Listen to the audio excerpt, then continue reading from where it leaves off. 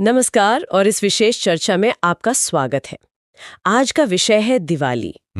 एक ऐसा त्योहार जो हम सबके जीवन का, आप कह सकते हैं, एक अहम हिस्सा है। लेकिन आज हम इसे सिर्फ पारंपरिक रस्मों और उत्सवों से थोड़ा परे देखने की कोशिश करेंगे। मतलब कुछ महान भारतीय चिंतकों और मार्गदर्शकों की नजरों से इसका गहरा आध्यात्मिक और दार्शनिक महत्व क्या हो सकता है।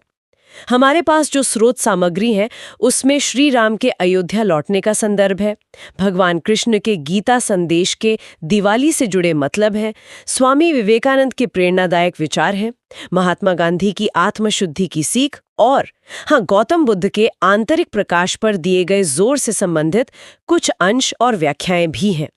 तो आज हमारी चर्चा का लक्ष्य है ये देखना कि ये अलग अलग, कभी कभी काफी अनूठे दृष्टिकोण दिवाली के पर्व को कैसे एक नई रोशनी देते हैं जो शायद पहली नजर में हमें दिखती नहीं। ठीक है, तो चलिए इस पर गहराई से बात करते हैं। बिल्कुल। और ये वाकई एक दिलचस्प कोशिश है, क्योंकि जब हम इन अलग अलग महापुरुषों के विचारों को एक साथ रखकर देखते हैं ना, तो दिवाली का त्योहार एकदम एक बहुआयामी कैनवस जैसा लगने लगता है। हाँ, सही कहा। ये दिखाता है कि एक ही सांस्कृतिक प्रतीक को कितने अलग अलग तरीकों से समझा जा सकता है, उसे अपने जीवन में उतारा जा सकता है, और हर समझ अपने आप में बहुत गहरी है। स्रोतों को देखने पर पता चलता है कि ये सिर्फ उपदेश नहीं है, ये तो जीवन जीने के व्यावहारिक दर्शन है। तो शुरुआत श्री राम से करते हैं। दिवाली का सबसे सीधा और जो सबसे ज्यादा प्रचलित संबंध है वो तो उनके 14 साल के वनवास के बाद अयोध्या लौटने और फिर उनके राज्याभिषेक से है। स्रोत भी इस घटना को सत्य, धैर्य और अंत में बुराई पर अच्छाई की विजय के प्रतीक के तौर पर ही दिखाते हैं। लेकिन क्या स्रोत इससे भी गहरे किसी पहलू पर रोशनी डालते हैं? हाँ, बिल्कुल डालते हैं। स्रोत सिर्फ विजय के बाहरी उत्सव पर ही नहीं रुकते। एक व्याख्या जो सामने आती है वो श्री राम के संदेश को कुछ इस तरह से रखती है कि अंधकार पर प्रकाश की विजय सिर्फ बाहरी नहीं होती, ये अंदरूनी भी है। और ये विजय तभी स्थायी होती है, हमेशा के लिए रहती है, जब समाज और व्यक्ति का जीवन वो सत्य और धर्म के सिद्धांतों पर आधारित हो। अच्छा। यहाँ दिलचस्प बात यह है कि स्रोत अयोध्या में जो दीपोत्सव हुआ उसे सिर्फ राम के लौटने की खुशी तक ही सीमित नहीं रखते, बल्कि उसे राम राज्य यानी धर्म पर आधारित शासन और एक सही सामाजिक व्यवस्था की पुनर्स्थापना के उत्सव के रूप में भी दिखाते हैं। ओह, यानी सिर्फ रावण का अंत नहीं। हाँ बिल्कुल, ये सिर्फ रावण रूपी बुराई का अंत नहीं है, बल्कि ये धर्म की यानी सही आचरण और कर्तव्य की हमारी सामूहिक चेतना में वापसी का प्रतीक है। स्रोत इस बात पर काफी जोर देते हैं कि दिवाली हमें यही याद दिलाती है कि व्यक्तिगत और सामाजिक जीवन में धर्म का पालन करना ही असली प्रकाश है। ये बात तो महत्वपूर्ण है कि सिर्फ व्यक्तिगत जीत नहीं बल्कि सामाजिक व्यवस्था में धर्म की वापसी। अच्छा, अब अगर हम भगवान कृष्ण की ओर देखें तो गीता में उनका बहुत प्रसिद्ध उपदेश है, कर्मण्येवाधिकारस्थे मा फलेषु कदाचन, यानी कर्म करो, फल की चिंता मत करो।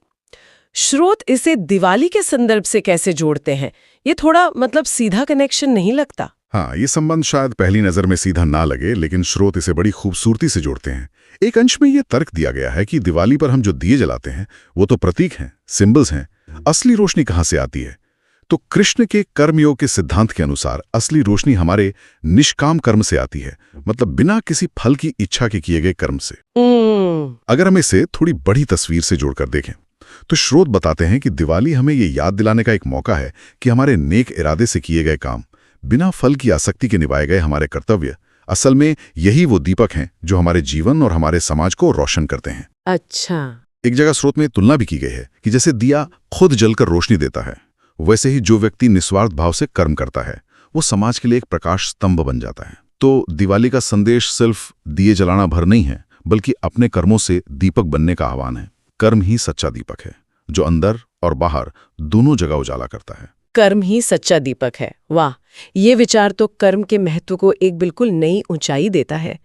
तो ये सिर्फ आध्यात्मिक कर्म नहीं हुआ, हमारे रोजमर्रा के काम, हमारे कर्तव्य, वो सब भी इसमें शामिल है। निश्चित रूप से स्रोत इस बात को बिल्कुल साफ करते हैं कि कृष्ण का कर्मयोग सिर्फ पूजा पाठ या ध्यान तक ही सीमित नहीं है। नहीं, ये जीवन के हर क्षेत्र में लागू होता है। आपका काम, आपकी पारिवारिक जिम्मेदारियां, समाज के प्रति आपके कर्तव्य, जब हम इन सभी को पूरी निष्ठा से बिना परिणाम की चिंता किए एक कर्तव्य समझकर करते हैं, वही असली दिवाली है, वही असली प्रकाश है। ये कर्म के जरिए आत्म साक्षात्कार का रास्ता है। समझ गई। अच्छा, अब स्वामी विवेकानंद की ओर बढ़ते हैं। उनका वो ऊर्जा से भरा आह्वान, उठो जागो और तब तक मत रुको जब तक लक्ष्य प्राप्त न हो जाए, ये तो हम सबके लिए एक बहुत बड़ी प्रेरणा रहा है।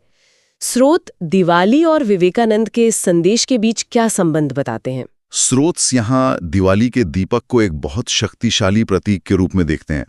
वो बताते हैं कि विवेकानंद के नजरिए से दिवाली का हर जलता हुआ दीपक सिर्फ बाहरी अंधेरे को ही नहीं मिटाता, बल्कि हमारे भीतर के अंधकार को भी चुनौती देता है। भीतर के अंधकार जैसे कि? जैसे निराशा, भय, अपने ऊपर शक करना, आत्मसंदेह। एक स्रोत में दीपक की लौ जो ऊपर उठती है, उसकी तुलना मनुष्य की कभी ना हार मानने वाली इच्छा शक्ति और आत्मविश्वास से की गई है। यह हमें याद दिलाता है कि हर व्यक्ति के अंदर असीम ऊर्जा और क्षमता है। जरूरत है तो बस उसे पहचानने की और जगाने की। लाना रिमाइंडर बन जाती है कि चाहे हालात कितने भी मुश्किल क्यों ना हो, हमें अपने लक्ष्य की तरफ बढ़ते रहना है, उम्मीद की लौ हमेशा जलाए रखनी है। तो ये सिर्फ एक धार्मिक त्योहार नहीं रह जाता, बल्कि ये आत्मशक्ति, पक्के इरादे और लगातार कोशिश करते रहने का उत्सव बन जाता है। ये वाकई एक दिलचस्प कोण है। लेकिन यहाँ एक सवाल उठता है मेरे मन में, जहाँ बाकी विचारक शायद आंतरिक शांति या कर्म पर ज्यादा जोर दे रहे हैं, विवेकानंद का संदेश ज्यादा एक्शन ओरिएंटेड, मतलब बाहरी लक्ष्य प्राप्ति पर केंद्रित लगता है। क्या स्रोत इस पर कुछ कहते हैं? हाँ, ये एक अच्छा सवाल है। देखिए, स्रोत इस तनाव को सीधे तौर पर तो संबोधित नहीं करते, लेकिन वो विवेकानंद के संदेश को सिर्फ दुनियावी सफलता तक ही सीमित नहीं रखते। उनके अनुसार लक्ष्य का मतलब सिर्फ कोई बाहरी चीज हासिल करना नहीं है, बल्कि आत्म साक्षात्कार भी है। खुद को जानना भी एक लक्ष्य है। तो आंतरिक शक्ति जगाने का मतलब है अपनी आध्यात्मिक क्षमता को भी पहचानना। तो ये बाहरी कर्म और आंतरिक जागरण का एक तरह से संतुलन है। अच्छा, संतुलन। हाँ, दीपक बाहरी अंधेरे को भी हटाता है और अंदर की शक्ति का प्रतीक भी है।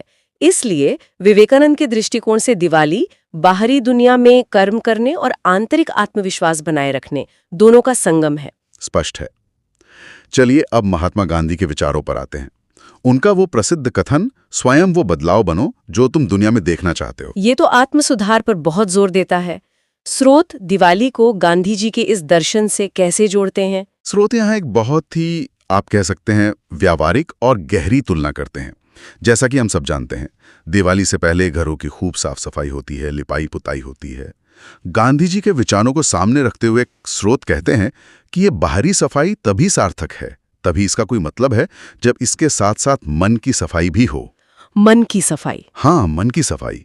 एक स्रोत में गांधी जी का जिक्र करते हुए कहा गया है, जैसे हम घर से कूड़ा कचरा निकालते हैं, ठीक वैसे ही हमें अपने मन से अहंकार, ईर्ष्या, द्वेष, गुस्सा और झूठ, इन सब के कूड़े को भी बाहर निकालना होगा। उनके लिए तो सत्य और अहिंसा ही सबसे बड़ा धर्म थे, और इनको साधने के लिए मन की शुद्धि बहुत जरूरी है, अनिवार्य है। तो गांधी जी के नजरिए से देखें तो असली दिवाली बाहरी चमक दमक और पटाखों के शोर में नहीं है, बल्कि वो आंतरिक निर्मलता और आत्मशुद्धि में है। सच्ची रोशनी तभी आती है जब मन साफ हो और सत्य से भरा हो। ये बाहरी रस्म को एक गहरी आध्यात्मिक प्रक्रिया से जोड़ देता है। मन की सफाई ही अफी दिवाली है। ये वाकई सोचने पर मजबूर करता है। क्या स्रोत ये भी बताते हैं कि ये व्यक्तिगत शुद्धि सामाजिक बदलाव से कैसे जुड़ती है, जैसा गांधी जी हमेशा चाहते थे? हाँ, कुछ संकेत जरूर मिलते हैं। स्रोत बताते हैं कि गांधी जी का ये मानना था कि जब कोई व्यक्ति आत्मशुद्धि के रास्ते पर चलता है, तो उसका असर उसके आसपास के समाज पर भी पड़ता है। एक साफ और सच्चा मन ही दूसरों के प्रति करुणा और अहिंसा का भाव रख सकता है ना? जब समाज के लोग मिलकर अपनी अंदरूनी बुराइयों को दूर करने की कोशिश करते हैं, तो सामाजिक सद्भाव और न्याय की स्थापना होती है। इस तरह से दिवाली पर आत्मशुद्धि की जो व्यक्तिगत कोशिश है, वो अंत में सर्वोदय यानी सबके उदय के बड़े लक्ष्य से जुड़ जाती है। ये सिर्फ व्यक्तिगत मोक्ष का रास्ता नहीं, बल्कि सामाजिक परिवर्तन का भी एक जरिया बन सकता है। ये तो बहुत गहरा संबंध है। अच्छा, अंत में गौतम बुद्ध के उपदेश की ओर चलते हैं। अप्पा दीपो भव, अपना दीपक स्वयं बनो। ये दिवाली के बाहरी प्रकाश उत्सव से कैसे जुड़ता है, खासकर तब जब बौद्ध दर्शन आमतौर पर कर्मकांडों से थोड़ी दूरी बनाए रखता है? यहाँ बात वाकई दिलचस्प हो जाती है। हाँ, ये शायद सबसे अनूठा दृष्टिकोण है और शायद सबसे ज्यादा अंदरूनी भी। हाँ। स्रोत बताते हैं कि बुद्ध का संदेश दिवाली के बाहरी दियों के ठीक उलट पूरी तरह से आंतरिक प्रकाश पर केंद्रित है।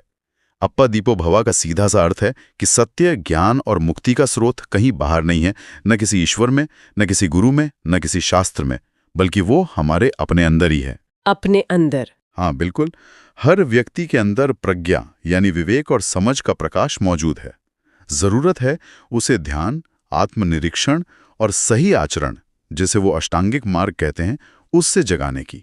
स्रोत इस बात पर जोर देते हैं कि बुद्ध के नजरिए से देखें तो दिवाली का पर्व एक शक्तिशाली रिमाइंडर हो सकता है कि हमें बाहरी रोशनी और दिखावे में उलझने के बजाय अपने भीतर के दीपक को खोजने और उसे जलाने पर ध्यान देना चाहिए। ये आत्मनिर्भरता और आंतरिक जागृति का पर्व है। ये किसी बाहरी शक्ति की पूजा नहीं, बल्कि अपनी ही अंदरूनी क्षमता की खोज है। तो क्या स्रोत इसे दिवाली के पारंपरिक उत्सव के विरोध के रूप में देखते हैं?